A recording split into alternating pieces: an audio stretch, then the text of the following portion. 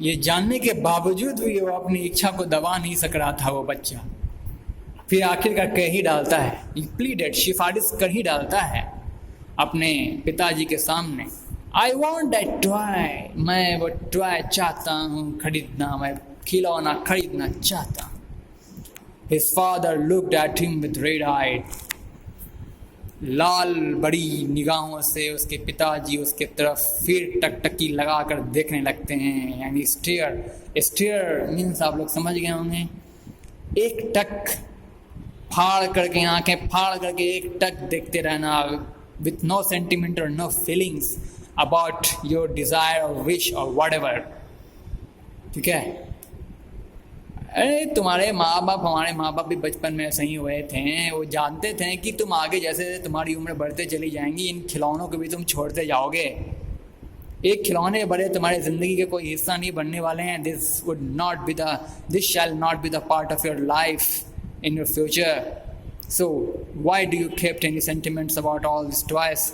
There is no need of keeping sentiments, keeping any emotion or feelings to these toys, or any expectation about these toys, because you know very well you have been playing such kind of toys, that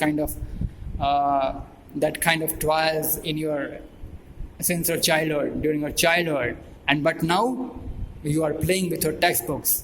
You are playing with your textbooks, your notebooks, your copies. You are playing with your preparation for your examination. आज आप अपने किताबों के साथ खेल रहे हो, किताबों से प्यार कर रहे हो, ना कि उन खिलौनों से जिसके बचपन में प्यार किया करते थे। तो क्या मतलब है उन खिलौनों को खरीदने का? ऐसा समझ उसके माँ बाप रखते थे। इसलिए अपने लड़के की आकांक्षा पर, उसकी महत्वाकांक्षा, उसकी इच्छा पर अंकुश लगाने के लिए आंखें फाड़ करके लाल आंखों से देखा करते थे। ही फादर लुक्ड एट हिम, देख रहे थे। देखा उसके बाप ने उसके आंखों में, उसके बाप एक लाल भरी निगाहों से उसकी ओर देखा। His father looked at him red-eyed in his familiar tyrant's way. Tyrants का मतलब होता है cruel and oppressive way, मतलब क्रूर, दमनकारी निगाह। एक क्रूर दमनकारी शासक की भांति एक क्रूर दमनकारी, टायरेंट्स में क्या होता है? एक बहुत ही क्रूर, a cruel and oppressive ruler, and like a cruel and oppressive ruler he looked at his child. You understood my words? When a tyrant's way, एकदम बिल्कुल एक क्रूर दमनकारी शासक की भांति अपने बच्चे की तरफ उसके पिताजी देखने लगे। His mother, लेकिन उनकी माँ, melted by the free spirit of the day, was tender and giving him her finger to hold, said, "Look, child, what is before you?" लेकिन उसकी माँ वैसी नहीं थी। उसकी माँ तो बिल्कुल फ्री स्पिरिट की थी, बिल्कुल सांत्वना से युक्त, संवेदनशीलता से भरी हुई अपने बच्चे की उसे प्यार, स्नेह के साथ पेश आने का काम करती है।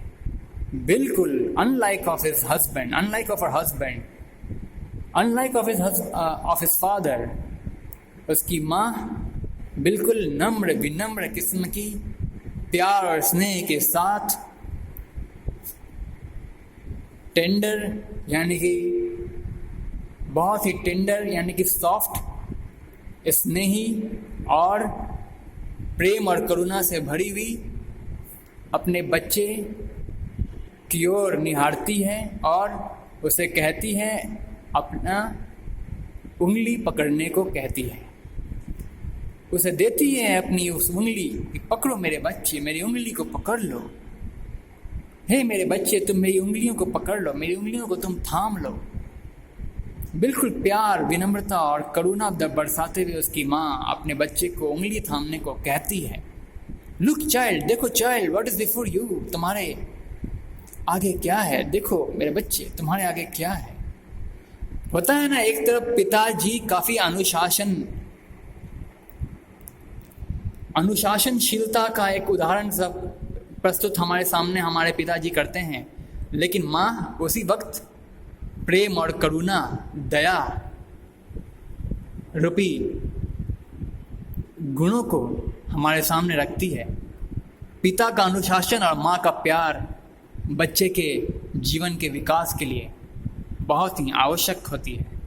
तो एक तरफ उस लड़के को पिता का अनुशासन मिल रहा था, अनुशासन में रहो मेरे बच्चे, अनुशासन यही है कि इन खिलौने से तुम्हें क्या मिलने वाला है, ये खिलौने तुम्हारे किस काम की आने वाली हैं जो इनके तरफ तुम इतने ललायित हो रहे हो। और दूसरी ओर उसकी माँ प्यार, करुणा, दया, विनम्रता से अपने बच्चे को फिंगर अपना देती है कि थाम लो मेरे बच्चे, मेरी उंगली को थाम लो, चलो आगे देखते हैं क्या है, छोड़ो ना इन खिलौनों को, क्या रखा है इसमें। तो जब आप बच्चे को प्यार से आप समझाते हो, बच्चे को क्या है, बच्चे में भावनाएं भरी होती है, उसे प्यार स्नेह की आवश्यकता होती है। तो प्यार स्नेह से जब आप उसे समझाना चाहते हो, उसे अपने और टर्न करना चाहते हो, उसे उसकी मति को घुमाना चाहते हो, तो प्यार और करुणा बहुत ही एक रामबाण तरीका है, मेथड है। तो वो अपनाई उसकी माँ और उसे टर्न कर दी, उन खिलौनों से विमुख कर दी, उन खिलौनों के प्रति जो उसकी इच्छा थी उस लड़के की, वो शांत होती है जब उसकी माँ कहती है कि देखो मेरे बेटे, आगे देखो, तुम्हारे आगे क्या है, व्हाट इज बिफोर यू। तो क्या था, it was a flowering mustard field pale like melting gold. वो क्या था, आगे एक फ्लावरिंग मस्टर्ड फील्ड था, मतलब आगे एक बहुत बड़ा मैदान था, एक vast field, there was a vast field where there is a mustard flowering, where there is a mustard flowering, mustard flowers, जहाँ पर मस्टर्ड यानी कि सरसों की फूल एक ऐसा मैदान की ओर उसे दिखाती है उसकी माँ, जो कि सरसों की फूलों से भरा पड़ा था। वो इस प्रकार भास रहा था जैसे कि मान लो उस मैदान में एक सोने की धारा गिरी हो, एक सोने की धारा ही धारा भरी पड़ी हो, गिरी हो, और उस मैदान को चमकीले पीले रंग के सरसों की फूलों से सजा धजा दिया हो। आप समझ रहे हैं? There was a flowering mustard field, मतलब flowering mustard field pale like melting gold, मतलब पेल का मतलब हो गया पीला, मेल्टिंग गोल्ड मतलब कि गला हुआ सोना। ठीक है, तो एक बहुत ही चमकीला, हम आप कह सकते हैं अगर इसे मेल्टिंग गोल्ड से तुलना की जा रही हो, यानी कि पिघला हुआ सोना से तुलना किया जा रहा हो, तो वो क्या होगा, वो चमकीला होगा। That would be very bright, वो काफ़ी चमकीला होगा। That would be bright, very brightness. वो जो पेल भी है यानी कि येलो रंग का, बिल्कुल चमकीला, यानी कि हम कह सकते हैं ब्राइट पेल, ब्राइट येलो कलर की बात हो रही है यहाँ पर। इसलिए हम कह सकते हैं कि जिस मैदान की ओर उसकी माँ उस लड़के को उधर की ओर दिखाना चाहती है, जिस मैदान की ओर, what is before you, look child, देखो आगे, तुम्हारे आगे क्या है, कितना सुंदर, आहा कितना सुंदर दृश्य, जरा देखो तो आगे मेरे बच्चे। तो वो दृश्य कैसा था, एक चमकीला, एक बहुत ही चमकदार पीले रंग का सरसों के फूल एक उस मैदान में, उस बहुत बड़े मैदान में भरे पड़े थे। चमकीले पीले रंग की सरसों की फूलें आगे मैदान में भरी पड़ी थीं, मानो जैसे उस मैदान में सोने की धार हुई हो, कोई सोने की बिल्कुल गले हुए स्वर्ण की धारा वहाँ पे हुई हो, उस भांति वो मैदान प्रतीत हो रहा था, उसकी तरफ आकर्षित करती है। Pale like melting gold as it swept across miles and miles of even land, मानो जैसे एक गली हुई सोने की धारा उस पूरे मैदान के दूर दूर तक छा गई हो, फैल गई हो, वाइड स्प्रेड हो गई हो, पूरे मैदान में दूर दूर तक सोने की धारा फैल उठी हो, दूर दूर तक पहुंच गई हो, दूर दूर तक जाकर के अपना जगह स्थान बना ली हो। बिल्कुल उस भांति जरा अभी सोच के देखो, कोई मैदान है, बड़ा सा मैदान है, उसमें किसी नदी की धारा, स्वर्ण नदी की धारा उसमें प्रवेश कर जाती है तो क्या होगा बताओ। कोई बहुत बड़ा वास्ट लैंड है, suppose there is a very vast land and there a stream of melting golds approach to that vast land and widespread, what would happen? क्या होगा then? फिर क्या होगा बताओ आप लोग। एक बहुत बड़ा वास्ट मैदान है, ठीक है, एक बहुत बड़ा वास्ट फील्ड है, बहुत बड़ा फील्ड है, और उस फील्ड में कोई स्वर्ण धारा, नदी की धारा, कोई मान लो कोई स्वर्ण नदी की धारा उस फील्ड में पहुंच जाती है, उस फील्ड में प्रवेश कर जाती है और दूर दूर तक छा जाती है, दूर दूर तक अपना जगह बना लेती है, बिछ जाती है पूरी तरह से। तो वो फील्ड दिखने में कैसा लगेगा?